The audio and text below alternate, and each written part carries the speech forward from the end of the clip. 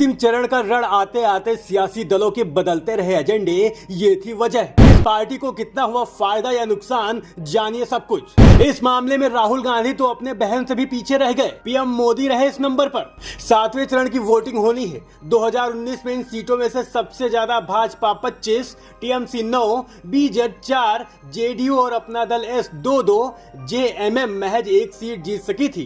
कांग्रेस को केवल पंजाब की बदौलत 8 सीटों पर जीत मिली थी। इस फेज में प्रधानमंत्री नरेंद्र मोदी, 2 केंद्रीय मंत्री आरके सिंह और अनुराग ठाकुर मैदान में हैं। इसी फेज में 4 एक्टर भी मैदान में हैं। कंगना रनौत, रवि किशन, पवन सिंह, काजल निषाद भी चुनाव लड़ रहे हैं। इनके अलावा ममता के भतीजे अभिषेक बनर्जी, अफजाल अंसारी, विक्रमादित्य सिंह भी अपनी किस्मत आजमा रहे हैं।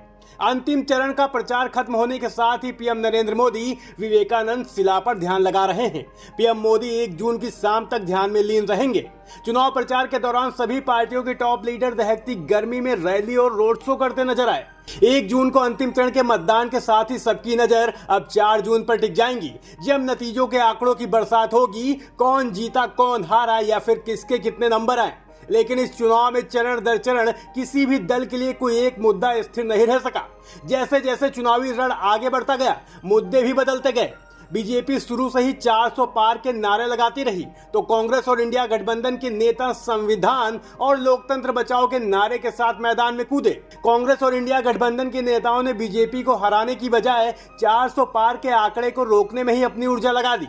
उसके बाद चुनावी भाषण में मंगल सूत्र शब्द सुनने को मिला। प्रधानमंत्री नरेंद्र मोदी ने मंगल सूत्र के बहाने कांग्रेस पार्टी और उसके घोषणा पत्र पर ताबड़तोड़ हमले किए। वहीं पेपर लीक का मुद्दा भी जमकर गूंजा। संविधान का मुद्दा तो छाया ही रहा। साथ ही चुनावी रैलियों में राहुल गांधी मंच पर संविधान लेकर नजर आने लगे। राहुल गांधी का अब तक कोई भी ऐसा भाषण नहीं जिसमें उन्होंने ये न कहा हो कि बीजेपी संविधान को खत्म करना चाहती। राहुल गांधी के साथ अखिलेश यादव, अरविंद केजरीवाल और तेजस्वी यादव भी इस मुद्दे पर प्रधानमंत्री मोदी पर हमलावर नजर आए। हालांकि प्रधानमंत्री मोदी और केंद्रीय गृह मंत्री अमित शाह ये कहते नजर आए कि अगर संविधान बदलने की मंशा होती तो पहले के दोनों कार्यकाल में भी बदल दिया गया होता। बहरहाल ग्राउंड रिपोर्टों से जो जानकारी मिल रही है उससे यही निकलकर सामने आ रहा है कि चुनाव इस बार दमदार रहा है। एक चर्चित चैनल की रिपोर्ट के मुताबिक चुनाव प्रचार के दौरान सभी पार्टियों के टॉप लीडर दहकती गर्मी में रैली और रोड शो करते नजर आए, मगर बाजी नरेंद्र मोदी ने मार दी। राहुल गांधी इस मुकाबले में काफी पीछे रहे।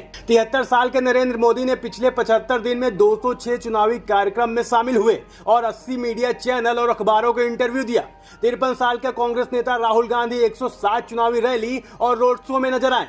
उन्होंने अपनी सभाओं के दौरान 100 से अधिक मीडिया कर्मियों से बात की, मगर आधिकारिक तौर से सिर्फ 1 इंटरव्यू दिया। प्रचार में कांग्रेस महासचिव प्रियंका गांधी राहुल गांधी से आगे रहीं। प्रियंका ने 55 दिनों में 108 जनसभाएं की और 6 इंटरव्यू दिए। वह पूरे चुनाव के दौरान मीडिया कर्मियों से संवाद करती रहीं। अब बाजी कौन मारेगा, ये तो 4 जून को ही पता चलेगा। Bureau report, national news now.